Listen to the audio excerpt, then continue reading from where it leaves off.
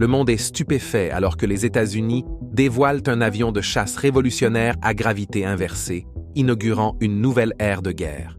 Doté de technologies avancées, cet aéronef révolutionnaire est prêt à dominer les cieux et redéfinir la puissance militaire. Dans un monde en proie au conflit, cette arme avancée pourrait façonner l'avenir du combat à jamais. Mais qu'est-ce qui rend cet avion de chasse si spécial? Et comment affectera-t-il le paysage militaire mondial? Rejoignez-nous pour explorer les caractéristiques du nouveau jet révolutionnaire américain à gravité inversée de 2025, prêt pour le combat. Le TR-3A Black Manta est l'un des avions de chasse de l'armée américaine avec une forme triangulaire unique, doté de surfaces lisses et planes conçues pour le rendre furtif et presque invisible au radar. Il a captivé l'imagination du public en tant qu'avion de projet secret, ce qui signifie qu'il fait partie des opérations militaires secrètes et classifiées. C'est un avion de reconnaissance furtif, ce qui signifie qu'il est conçu pour espionner les activités ennemies sans être détecté. Sa forme ressemble à un triangle plat aux bords arrondis, ce qui l'aide à échapper au système radar, le rendant presque invisible lorsqu'il survole le territoire ennemi. Cette capacité furtive est l'un des rôles principaux de cet avion de chasse, mais aussi pour recueillir des informations et fournir des renseignements sur des cibles de grande valeur. Comme d'autres aéronefs furtifs, sa conception réduit les chances d'être repéré par radar, lui donnant un avantage lors des missions où la surprise est l'objectif. Beaucoup de gens imaginent cet avion avec les ovnis triangulaires noirs, c'est-à-dire des objets volants non identifiés. On dit souvent avoir vu de grands objets silencieux en forme de triangle avec des lumières vives au coin. Cela a été observé près de bases militaires, ce qui amène les gens à se demander si ce qu'ils ont vu n'était pas en réalité l'avion de chasse avancé appelé TR-3A. Cet aéronef dispose des mêmes programmes furtifs que ceux qui ont produit des avions comme le Nighthawk, développés comme avions de soutien et utilisés pour compléter les bombardiers furtifs lors des missions. L'un des rôles du TR-3A est de repérer l'ennemi, de recueillir des informations et de s'assurer que le chemin est dégagé pour d'autres aéronefs furtifs. Vous comprenez maintenant pourquoi il est appelé avion de reconnaissance, car c'est un avion capable de recueillir et de transmettre des informations cruciales. Il utilise une technologie spéciale pour améliorer ses capacités furtives, y compris des matériaux et des revêtements absorbant les radars, similaires à ceux utilisés sur d'autres aéronefs furtifs. La forme triangulaire de l'appareil contribue également à sa furtivité, l'aidant à éviter la détection. Il opère à des altitudes élevées et vole à des vitesses plus rapides que les avions traditionnels. Il est souvent comparé à d'autres aéronefs légendaires de projets secrets, comme le Lockheed Have Blue, le F-117 Nighthawk et le SR-71 Blackbird. Voyons ces avions de chasse de plus près. En 1970, au plus fort de la guerre froide, l'armée américaine décida de trouver un moyen de contrer les systèmes radars sophistiqués soviétiques. Les jets traditionnels étaient rapides, mais ils étaient faciles à repérer avec le radar. Ainsi, les États-Unis avaient besoin de quelque chose de totalement nouveau. Ils ont pensé à un avion capable d'éviter d'être vu en premier lieu. Cette idée a donné naissance au projet Have Blue, qui a mené au premier avion de chasse furtif opérationnel, le F-117 Nighthawk. Le Have Blue n'était pas un jet typique, car il avait une apparence différente, ressemblant davantage à un vaisseau alien avec des angles aigus et une forme très inhabituelle. Ce design étrange n'était pas simplement pour l'apparence. Chaque partie de l'avion avait un but. L'objectif était de rendre l'avion invisible au radar. Lorsque les ondes radar frappent un avion normal, elles rebondissent, permettant à l'ennemi de le détecter. Mais cet avion était différent, car ses surfaces planes et ses angles aigus pouvaient disperser les ondes radar, les renvoyant. Cela s'appelait la géométrie furtive, et c'était totalement nouveau à l'époque. Il semble que les ingénieurs aient utilisé des modèles informatiques complexes pour créer cette forme, ce qui rendait cet avion de chasse extrêmement difficile à détecter. L'avion était également recouvert de matériaux spéciaux qui absorbaient les ondes radar, le rendant encore plus furtif. Ensemble, la forme unique et le revêtement absorbant les radars permettait à cet aéronef de passer inaperçu des systèmes radars ennemis. Cela a constitué une avancée majeure, et avant cela, personne n'avait jamais construit un avion capable de se cacher aussi efficacement des radars. Cet avion de chasse a dû faire face à de nombreux défis, car comme nous le savons tous, créer un tel appareil ne sera pas facile. D'abord, ses angles aigus et ses surfaces planes le rendaient difficile à piloter.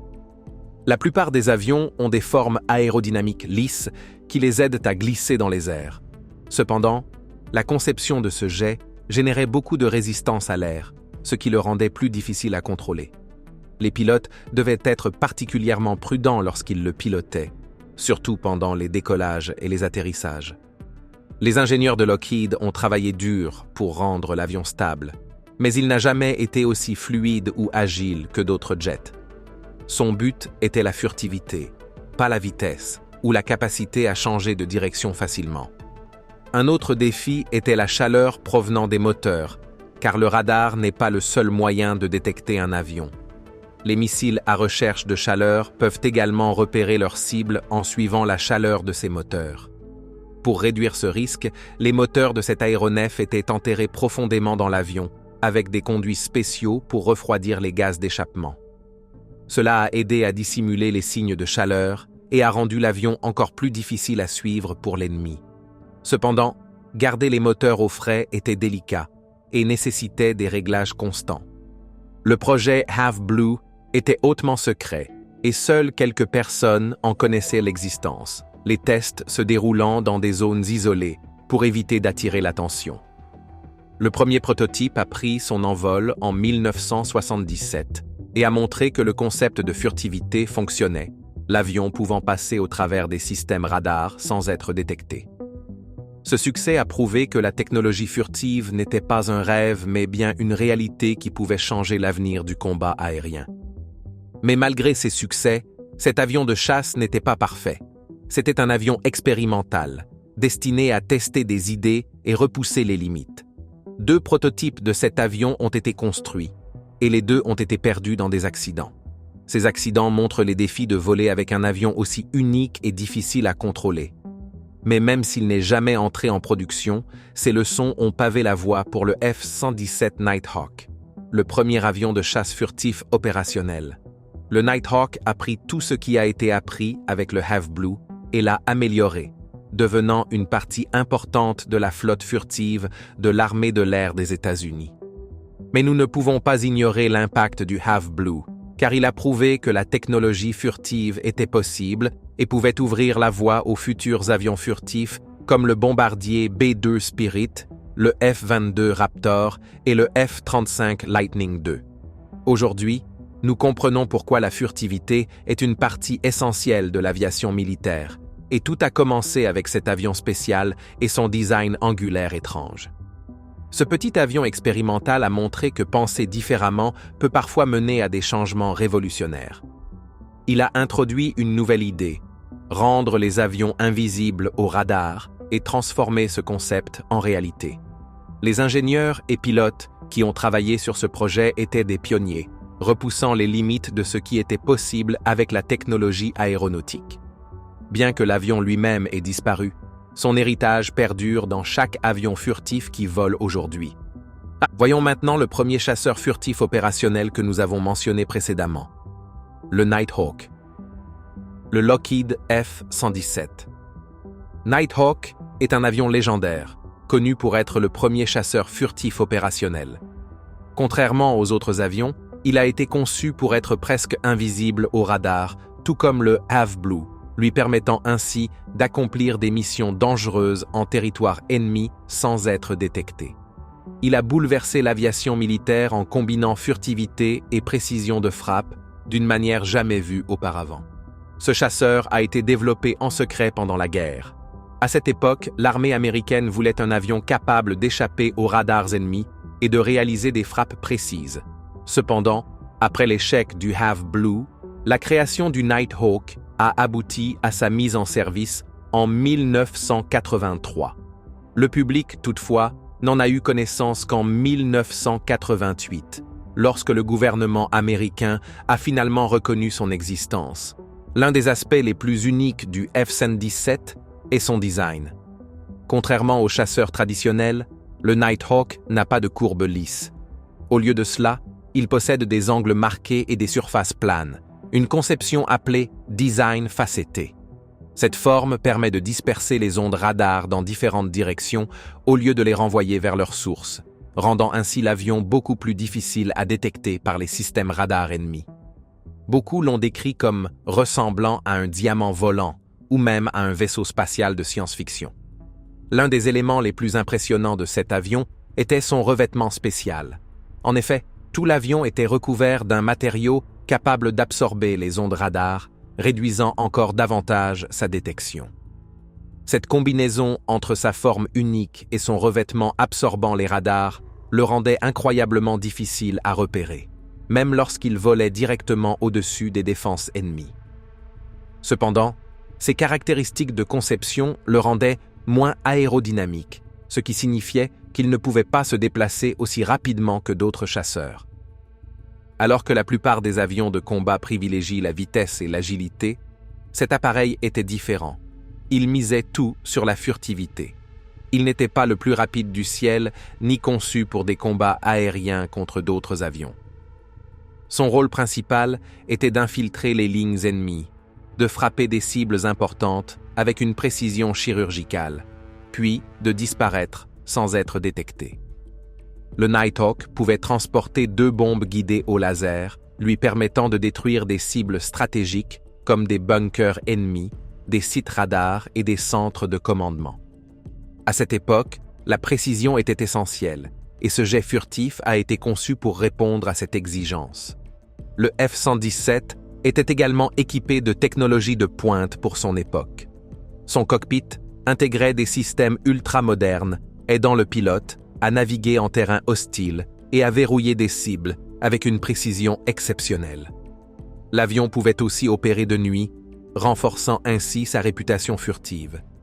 Il a d'ailleurs hérité du surnom de Nighthawk, en raison de sa capacité à se déplacer sous le couvert de l'obscurité sans être repéré. Les pilotes utilisaient des ordinateurs et des systèmes laser pour guider leurs bombes et s'assurer qu'elles atteignent leur cible sans alerter l'ennemi. Piloter un tel avion n'était pas une tâche facile. En raison de ses angles vifs et de sa forme unique, il ne se manœuvrait pas comme un avion de chasse classique. Il était moins stable et nécessitait une grande précision pour être contrôlé. Les pilotes devaient suivre un entraînement rigoureux pour apprendre à le piloter en toute sécurité. Cependant, une fois maîtrisé, il devenait un outil redoutable entre les mains de l'aviation américaine. Ses capacités furtives et ses systèmes avancés en faisaient un atout précieux, malgré sa complexité en vol. Le F-117 a connu son premier combat en 1989 lors de l'invasion américaine du Panama, où il a réussi à frapper des cibles clés. Mais c'est réellement pendant la guerre du Golfe, en 1991, qu'il s'est illustré. Le Nighthawk a effectué des dizaines de missions au-dessus de zones fortement défendues, frappant des centres de commandement et des cibles militaires, tout en restant indétectable au radar. Sa capacité à mener ses missions sans être détecté a démontré au monde entier l'efficacité de la technologie furtive. Cet appareil est devenu un symbole de la guerre moderne, prouvant que la furtivité et la précision pouvaient avoir un impact décisif sur le champ de bataille. Malgré ses nombreuses qualités, le Nighthawk n'était pas invincible. En 1999, lors du conflit au Kosovo, un missile ennemi a réussi à abattre un F-117, montrant que même la technologie furtive avait ses limites. Cependant, le pilote a survécu, et l'incident a été perçu comme une exception plutôt qu'une règle, permettant à l'avion de rester un élément clé de l'armée de l'air américaine pendant plusieurs années encore. En 2008, le F-117 a officiellement été retiré du service, remplacé par des avions furtifs plus modernes et plus avancés, comme le F-22 Raptor et le B-2 Spirit. Toutefois, le Nighthawk restera dans l'histoire comme le premier avion furtif à avoir démontré au grand public que la furtivité pouvait être plus puissante que la vitesse ou la puissance de feu brut. Son héritage perdure à travers les chasseurs et bombardiers furtifs modernes qui continuent de façonner l'avenir du combat aérien. Le Lockheed SR-71 Blackbird est également l'un des avions les plus extraordinaires jamais construits. Il a été développé dans les années 1960 et conçu pour voler plus vite et plus haut que tout autre appareil dans le ciel. L'objectif était simple, mais extrêmement ambitieux: créer un avion capable de pénétrer profondément en territoire ennemi, de prendre des photos détaillées et de revenir en toute sécurité, tout cela sans être repéré ni intercepté. Cela s'est déroulé pendant la guerre froide, à une époque où les États-Unis et l'Union soviétique cherchaient à se surpasser technologiquement. Ce chasseur était l'arme secrète des États-Unis pour recueillir rapidement et en toute sécurité des renseignements. Il était incroyablement rapide, capable de voler à plus de 3 fois la vitesse du son, soit plus de 3500 km/h. C'était plus rapide qu'une balle, ce qui signifiait qu'il pouvait traverser les États-Unis en un peu plus d'1 heure. Pour donner une idée de cette vitesse, la plupart des avions commerciaux volent à environ 800 km/h. Il était conçu pour échapper à toute menace et, si un missile ennemi était tiré, cet avion pouvait simplement accélérer et le laisser loin derrière. Cela le rendait pratiquement impossible à abattre. Son design était également spécial. Il possédait un fuselage long et élancé, conçu pour fendre l'air à grande vitesse. Il était peint en noir pour absorber la chaleur, ce qui lui a valu le surnom de Blackbird. Cette peinture noire aidait également à réduire sa signature radar, le rendant plus difficile à détecter par l'ennemi. Mais cet avion n'était pas seulement impressionnant visuellement, il était conçu pour être furtif. Sa forme et ses matériaux étaient là pensés pour limiter son apparence sur les radars, un atout essentiel pour ses missions. L'un des éléments les plus impressionnants de cet avion résidait dans ses moteurs. Il utilisait 2 énormes moteurs Pratt & Whitney J58 turbojet. Ces moteurs étaient si puissants qu'ils permettaient à l'avion d'atteindre des vitesses et des altitudes extrêmes. À sa vitesse maximale, les moteurs passaient en mode ramjet, une technologie qui les transformait pratiquement en moteurs de fusée, permettant au Blackbird d'aller encore plus vite. Mais voler à une telle vitesse générait énormément de chaleur. Le fuselage de l'avion devenait si chaud qu'il se dilatait de plusieurs centimètres en plein vol. Pour gérer cela, les ingénieurs ont construit l'appareil principalement en titane, un métal extrêmement résistant à la chaleur. Se procurer suffisamment de titane pour construire le Blackbird fut un défi majeur. De manière surprenante, une grande partie de ce titane a dû être achetée secrètement auprès de l'Union soviétique, alors même que cet avion était conçu pour espionner ce pays. Mais la vitesse n'était pas le seul atout du Blackbird. Il pouvait aussi voler très haut, jusqu'à 26 000 mètres d'altitude. À cette hauteur, les pilotes pouvaient voir la courbure de la Terre et l'obscurité de l'espace au-dessus d'eux. Voler aussi haut le mettait hors de portée de la plupart des avions et missiles ennemis. Mais cela présentait aussi des défis. Les pilotes devaient apporter des combinaisons spéciales, semblables à celles des astronautes, pour se protéger du froid extrême et du manque d'oxygène. Aller aussi vite et aussi haut imposait d'énormes contraintes à l'appareil qui devait être conçu pour résister à des conditions extrêmes. Venons-en maintenant à la mission principale pour laquelle les États-Unis ont construit cet avion, l'espionnage. Le Blackbird était équipé de caméras et de capteurs de pointe, capables de capturer des images extrêmement détaillées des installations ennemies et des activités militaires. Cela permettait aux forces américaines d'anticiper les actions de leurs adversaires et de planifier leur stratégie en conséquence. Aucun autre avion ne pouvait égaler les performances du Blackbird, ce qui en faisait l'un des outils les plus précieux pour le renseignement durant la guerre froide. Cependant, malgré ses performances impressionnantes, cet avion de chasse a rencontré plusieurs défis. L'un des plus grands problèmes était le carburant. En raison de la chaleur générée à grande vitesse, la peau en titane de l'avion se dilatait et provoquait des fuites de carburant lorsqu'il était au sol. Cela signifiait que l'avion devait être ravitaillé juste après le décollage. Le SR-71 était également très coûteux à exploiter, nécessitant un carburant spécial et un entretien complexe. Avec le temps, d'autres technologies, comme les satellites, ont commencé à remplacer certaines de ces fonctions de surveillance. Cela a conduit à son retrait progressif à la fin des années 1990. Mais même après l'arrêt de ces opérations, il est resté une légende pour sa vitesse, son altitude et sa capacité à éviter la détection. Les pilotes du Blackbird faisaient partie des meilleurs au monde. Piloter un avion aussi rapide et volant à une telle altitude nécessitait une formation spécialisée. Le cockpit était rempli d'instruments avancés qui permettaient de contrôler l'appareil dans des conditions extrêmes.